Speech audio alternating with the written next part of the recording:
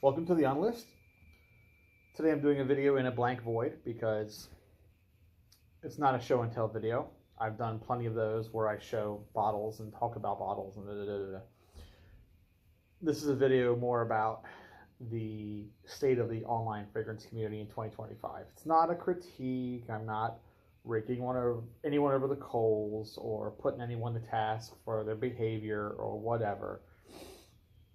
This is just literally what I think the state of things are this year, right? We're almost midway through 2025, so I figured it'd be a good time to put a video out like this where I talk about what I think of YouTube in general, various social platforms that we use like the Facebooks and the Twitter X's and all that stuff, Reddit, the various forum sites that people still use, I personally still use, right on down to individual messaging systems like Telegram or WhatsApp or good old-fashioned SMS if you share your number with people. But just the general way that we connect, the platforms, the environment those platforms foster, the kind of people that are there, how good is it, how bad is it, just a general state of things, like a State of the Union address, except I'm not the president, right? So I can't really officiate something like that. So let's just get right down to it, not waste any time. I kind of feel like the online fragrance community has plateaued somewhat. Like I've already mentioned this in other videos in the past. I feel like we are not getting any bigger. And we are not getting more prominent in mainstream culture necessarily. What we are doing, though, is we are calcifying a bit and diversifying. So what I mean by that is calcifying is a lot of us are getting dug in on our tastes, on our opinions. A lot of us are wrapping up politics and worldview into our fragrance opinions, which is a bit, I do it sometimes too, so he who is free of guilt may cast the first stone. I'm not throwing stones at anybody, but some people take it to an extreme degree, to the point where like they take their views on religion, on sex, on race, on social class, on ethnicity and incomes and all that, and they kind of just wrap it around their opinion of fragrances and their tastes, and they create this just strange, full, like tick all the boxes sort of personality cult, identity politics, if you want to say that. Like, I consume and believe this way and all of these things, right on down the row. So I am this kind of person. Here's my name tag, right? I'm in this group. And it kind of reminds me of like when I was a kid and we were getting really into music. People collected records and collected CDs and stuff. And you had the people who were like, I am metal, therefore I am, or I am punk, therefore I am. And then you got into the weeds on what kind of metal, what kind of punk. And you had to be this kind of metal, or you weren't true metal, you were a poser, right? Now, granted, they didn't often factor in religion or race into those conversations, but it's that same kind of fully prescriptive way of existing. It's not, you just can't have this opinion about this issue and that opinion about that issue and kind of be all over the place, because none of that's really relevant to whether you like a fougere or a gourmand anyway. None of that stuff really applies. They're not mutually inclusive or exclusive. They're neither nor. They're irrelevant. But then you've got some people who are like, no, if you wear this kind of fragrance, vintage or modern, this is what you think about cars. This is what you think about food. This is the kind of music you listen to. These are the kind of clothes you wear. And I'm like, oh my goodness, why? Why are we doing this? It's one of the reasons why I don't like to show up in my videos dressed in really good clothes. I have really good clothes. You never see me wear them though, do you? I'm always wearing pajamas, t-shirts. People are always complaining to me. Their comments get removed clearly, but they're always complaining to me about looking like a bum in my videos, or not using proper recording equipment. I'm not using microphones. I'm not using, ring lighting or whatever. I'm not doing quick cuts and editing and stuff. I'm just slapping 30 minutes of me talking in front of a camera, pee pops and mic peaks and everything, and background hiss and fuzz and wrinkled t-shirts and having a can of Arizona iced tea that I'm not sponsored by the way. And having a can of that on camera. And it's like, I don't know who informed you, but I'm not stuck in here with you. You're stuck in here with me, to quote Rorschach from The Watchmen. So I don't really care. There's a door and you can see yourself out. That's how I look at it. And if that makes me a tiny baby platform and I never grow because I have that uncompromising view, then so be it. I don't really need or want to grow either. Which kind of brings me to YouTube. We'll start off with YouTube, okay, with the state of things.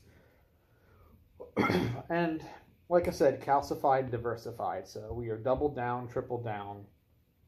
We are hardening our hearts to how we think and feel about things and factoring in a lot of irrelevant data.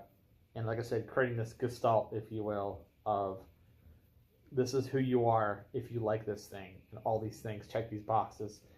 Over in Fragcomm land, we tend to have a lot of parasocial relationships. We have the content creators, whether they're influencers or just reviewers or whatever they are, or other cults of personality. And then the viewers who consume the content and put in their 2 cents, part of the peanut gallery, as my grandmother would say. And it creates an us and them sort of dynamic, right? You can quote Pink Floyd there, us and them. So you have us and them. And whether you're on the content creation side, and that's us, and then the followers are them, or vice versa, you're on the viewer side, and you don't make videos, and you don't write reviews, and you don't really have any content. You just buy perfumes and to talk to your friends and exist, which means that's us, and then the content creators are the them, right? There's still that us and them dynamic. You will never find that more evident than you will on YouTube, because it's literally a place where you watch videos and then comment on the videos. And you have to kind of realize that no matter how friendly the uploader of the video is, that's the us and them dynamic. You're not their friends unless they make you their friends. And the only way they're going to make you their friends is by taking you off YouTube and bringing you somewhere more private with more candor, more intimacy, like a messenger, like an email exchange, like chatting on them with FaceTime or something like that. Take it away from that parasocial dynamic to where the two of you are on an equal playing field. You're just two people talking. Until they do that, doesn't matter how cool or nice they seem or how friendly they are to you in comments, they are still up here and you are still down here. I try not to treat my viewers that way because I am not a narcissistic, egotistical guy. I know Mr. Smelly said that he doesn't like other content creators because he thinks they're all narcissists. And there's something to be said for that. I mean, I don't think that they're all narcissists. I think there are some cool, level-headed people here. But he is kind of reflecting on that us versus them mentality of the creators are up here and you're down here. Doesn't matter if they're a big channel or a small channel. That's the dynamic that YouTube itself puts in place. It's not the content creator putting that there. That's just the way of the format, the way of the YouTube format, And you see that same thing reflected in Instagram and TikTok, because both of those also are content creation focused. They are not one-on-one social platforms like Facebook or Twitter or Blue Sky, where people just say whatever they want and then they make friends and mutuals and then have conversations in DMs and whatever. It's not how those sites work. With Instagram and TikTok, to a lesser extent from YouTube, granted, lesser extent, there's still the us and them dynamic, the parasocial dynamic. And again, you can slide into someone's DMs with Instagram and TikTok. So I don't want to say you can't make friends with a content creator, because you can. I've done it, I know. Even before I was one myself, I've made friends with some people. Hell, I've even made friends with, believe it or not, with industry perfumers, people who I never thought I'd ever be able to talk to in my whole life. I can DM and have conversations with now, and it's like it's surreal in a way. But the whole thing is they have to let you in. They have to let you in. And with YouTube, there's no way to let you in, which is why I'm saying YouTube is the worst for socializing, for connecting, for making friends, because there is no direct contact with the person uploading the videos. They want that stage, and you're in the audience. And I don't care if you're in the front row, you're still in the audience. You can't climb the stage and jump and stage dive. It's not a metal show, okay? You can't do that on YouTube. Instagram, you can a little bit with the DMs. Like I said, you can slide into their DMs. It's like you're stage diving at that point. So that's what I think of those platforms. And the calcification is, again, the content creators are doubling and tripling down on whatever their gimmick is. So if your gimmick is to be a complete clown show, you know, like certain people who are very popular and do dances on camera and talk about being Jesus freaks and also sex beasts in the same sentence somehow. Don't ask me how that works out, but you have those folks and they're doing everything they can for money. So at that point, they're basically no different than a sex worker. They are whoring themselves out for cash. They will say and do the song and dance, little monkey, clap the cymbals together, because it gets them the keys to the Ferrari. Or if I quote Michelangelo Badio, the keys to the Lamborghini, right, with the 4 guitar necks. So they will say and do whatever they have to do. There's no shame, no qualms, no scruples. And that's their life, not yours. So you can either, you know, consume that content and have it entertain you, or you can turn away from it. I'm not passing judgment, really. That's, you know, I don't pass judgment on sex workers either, so it's the same sort of thing. You do you got your hustle, go to it, right? Now, other content creators kind of sit somewhere in the middle where they have something to sell, but they also want to have an opinion. So they have a gray area, you know? And those folks will talk trash about a perfume if they feel there's nothing to lose, right? But if it's a sponsored brand or a friend's brand, or obviously if they've got their own fragrance line, they're going to say nothing but good stuff about that because they're trying to make money off that. So I've made my peace with those guys too, because I understand. But at the same time, I'm like, I'd like to think that you could do it with a bit more integrity. Most of the channels I subscribe to, those guys come right out and say, yeah, this was given to me just to promote or whatever. So I don't feel like they're trying to deceive me. But there's a lot of channels who don't. There's a lot of channels who play fast and loose and mix and match the sponsored content with the stuff they buy out of pocket. So you almost have to play the game of, oh, okay, well, he's hyping this fragrance, so he must be sponsored by them or given a free bottle. He's not claiming it. He's not saying it is, but he's falling in line with everyone else who's doing the same thing. So you have to kind of use a little bit of critical thinking there. And then you've got the YouTube channels like me. Tiny baby channels, few thousand followers at most. Everything is a review, is a critique, is a subjective opinion, granted, but a review, a critique, no promotion, no hey, run out and buy this, no sponsored links. And the vast majority of channels fall into what I am. So there are a lot more of us than there are of the influencer types and the, you know, the ones that, again, do kind of in between. They do a little bit of reviewing and influencing both.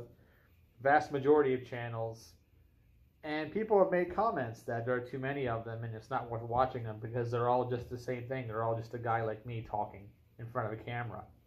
Some of them have a little more editing, right? Some of them actually try to do a little more than I do, but it's the same thing. And at that point, the guy that you're watching, or the lady you're watching, or the person, you're there because you like what they have to say. You're not there for the flash and the bang and the pizzazz. So that's a person you might be able to get to know, make friends with, like I said, because they're not trying to be a cult of personality. They're not trying to become popular or influential or rich. They're just doing what they do because they enjoy it. So you can ask those people a little more easily and slide them into the DMs, and get to know them a little better.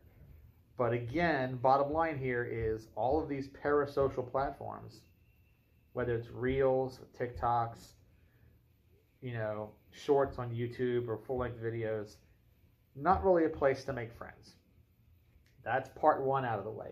Part two, all the other actual social platforms, right? The Twitters, now X, Blue Sky, to some extent Tumblr, even though you may say, oh, but Tumblr, people put pictures and stuff on Tumblr. Like, yeah, they do. But Tumblr is just a longer form, older version of a Twitter. It's a blogging site like Twitter. Tumblr sits kind of in between Twitter and Reddit because more text per post like Reddit, but has pictures enabled like Twitter. So it's a bit of a hybrid. All these blogging sites end up becoming very social because whether you're writing 2 sentences or 2 paragraphs, you can have conversations below. Reddit's the same way. Had to make an edit right there. I try not to make edits on my videos. Like I said, they're usually one long take. But my frame rate began cutting out in the middle of the recording. So I had to make sure that the whole thing wasn't being ruined. I didn't want to have to do it all again.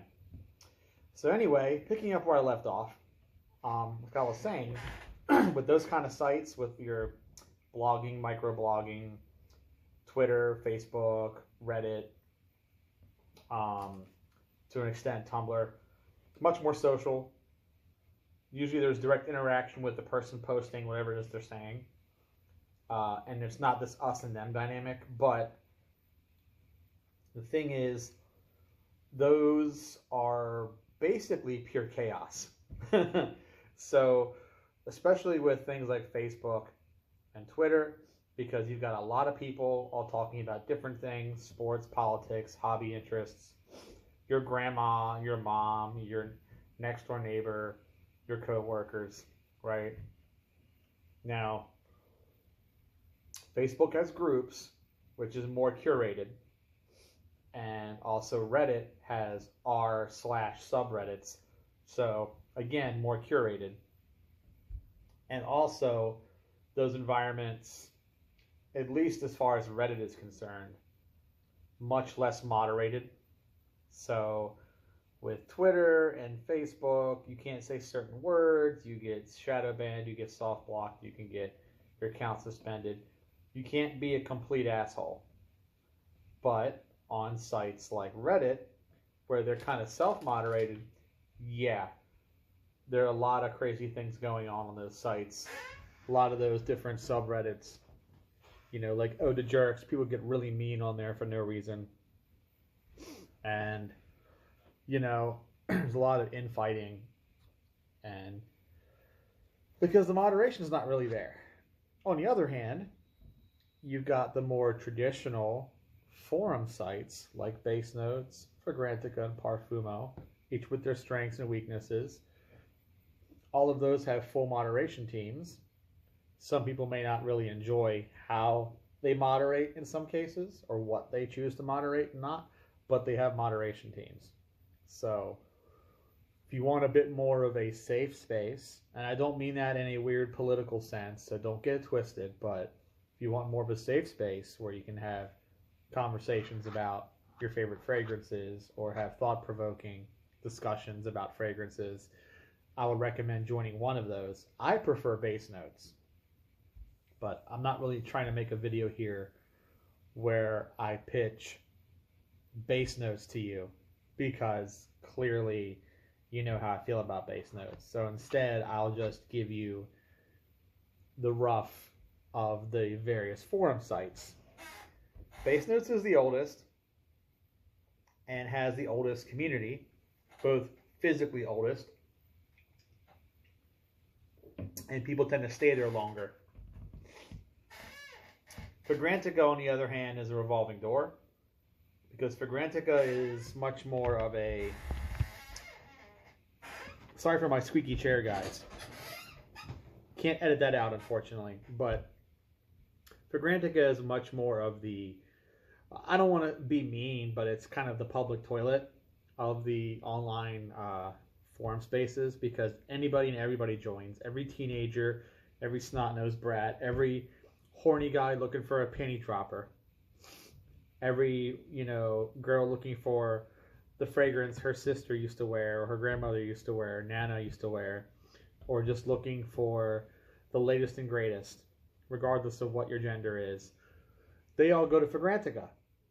And that's a bigger conversation to do with Google SEOs. But basically, whenever you Google any fragrance, Fragrantica gets up top. They even get before the sales links. Somehow, Fragrantica gets ahead of the actual Google shopping links. Somehow. So, whoever's running the show over there is paying Google big bucks to get that SEO up. So, kudos to them. But the downside to that is having such insane SEO results, search engine optimization, for those of you who are not tech savvy, means that anybody and everybody is going to be on your site. And that includes a lot of strange, sad people, bigoted people, quote unquote basement dwellers, mouth breathers, to quote Stranger Things. You get a lot of those types on there. The kind of people who just ruin everyone else's day. And even though there's a moderation team on Fragrantica, they can only do so much, because there's this many of them and this many of everybody else.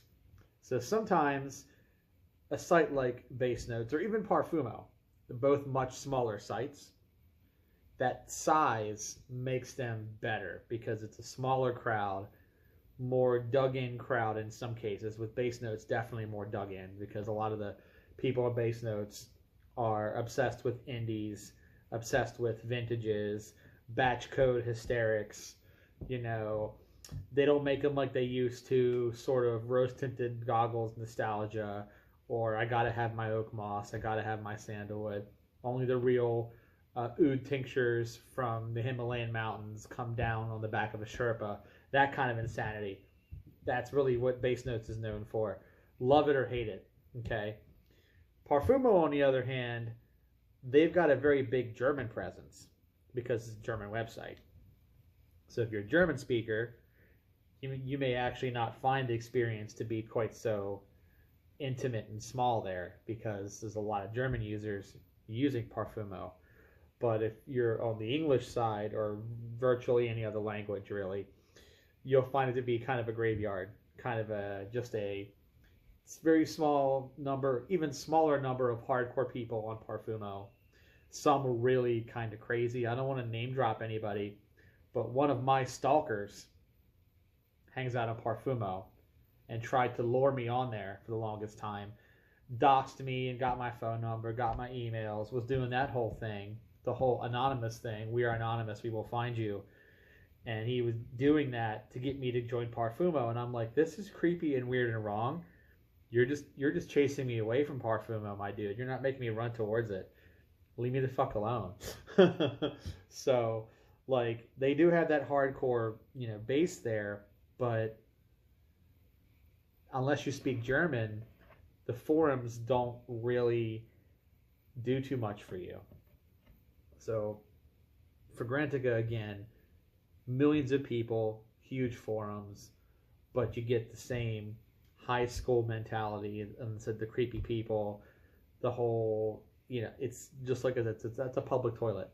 So Base Notes, bunch of old codgers, bunch of snobs, bunch of weird pinkies out types, glasses down on the bridge of their nose like this, going like that. But a lot more friendly, knowledgeable people there, and also a lot of perfumers there. More perfumers hang out on Base Notes than any other site. Now with Fragrantica, more brands tend to throw cash at, again, big money site, big SEO results. A lot of brands throw cash at Fragrantica. So you will see more PR. So if you're looking for the latest and greatest, what's getting released, all that stuff, Fragrantica is going to have that information and access to those people before anyone else does. So again, there are trade-offs. But in like a social context, because we're not talking about that, we're talking about just talking to people. I'm not going to say which one's better for you. You're going to have to make your bed and lie in it, or lie in all three. If you have enough time, I don't have enough time, but you can lie in all three if you really want to, and just have tabs of all three open. So I stick to the one I like, but where I put my reviews anyway. But those kind of social engagements, though, they're not automatic. You know, they're not like Twitter or again, Blue Sky or Facebook, where you get replies instantly and it shows you how many replies you have and you click on it. You've got F5 because it's old-fashioned website forums, and I don't care whether it's Fragrantica or Parfum or Base Notes. You've got to click and refresh. Because they're forums, right? They're using a very traditional format. Now, I kind of like that in some ways because I don't want to move at the speed of real time always when I'm talking to people online. I want to play a little bit of my game, watch a little video, eat my food a bit, take it at a pace that's set for me. So it's why I kind of personally I prefer the forums.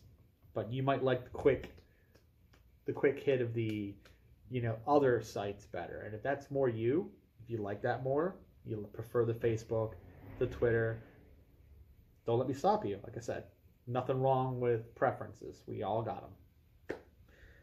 So that's basically it for me. Any other last words I can engage in? Like I said, we've kind of plateaued. We're not really growing anymore because you definitely don't want to mistake casual people coming in looking for advice as people wanting to join the community.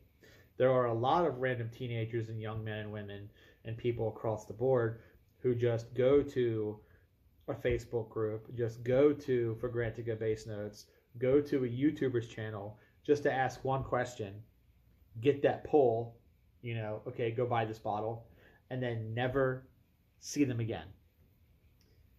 Sites like Fragrantica tend to be a bigger revolving door for that. Also, I tend to think that places like Reddit and Facebook tend to be a bigger revolving door for that than more dyed-in-the-wool hardcore places like Parfumo, Base Notes, whatever. But those aren't part of the community. They could be a part of the community in time, of course they can. But they're not, I don't consider them part of the Fragcomm because they're not showing up every day, logging into an account, interacting with the same people every day, talking about their collections, exchanging, compare and contrast, having an opinion, getting excited about new releases, or talking about their latest vintage finds or discoveries, thereabouts. They're just here to get the newest Paco Rabanne. They're here to get the scope on the newest Dior that they heard was good, was sexy, or whatever. They're just trying to go out on a date, or they're trying to look good for an interview to get a job. That's it. They're done. They're like my dad, like your dad, who wore Brut and then aftershave and went to work every day, not concerned. That's what those people are. They're just not concerned. They're just functional fragrance. They're buying it to use it as a product. They don't care if it has water from India in it or air from Mount Everest. They just care about, does it smell good? How much does it cost? All right, I'm in, I'm out, I'm done. So the fragrance community hasn't changed too much, aside from, like I said, calcifying a bit, hankering down, and finding our own little corners. Whether you're in the vintage corner, the artisanal niche corner, you're in the compliment bro corner, doing the backflips and the spin claps and showing off the abs corner, or you're into the more let's write poetry, let's have William Shatner style essay set to music about my perfume, let's trip the light fantastic and use all of our big SAT words, whatever your deal is. Okay, we've all got a different deal. Whatever your deal is, The good news is there's a defined corner for that now. And you can find that corner and go sit in the corner, stare at the corner until you have reflected on what you've done. Okay, so this has been my video on the Fragcomm 2025. Sorry I had to break it into two badly spliced together pieces, but technology fails sometimes. It is what it is. Thanks for watching. Catch you next time.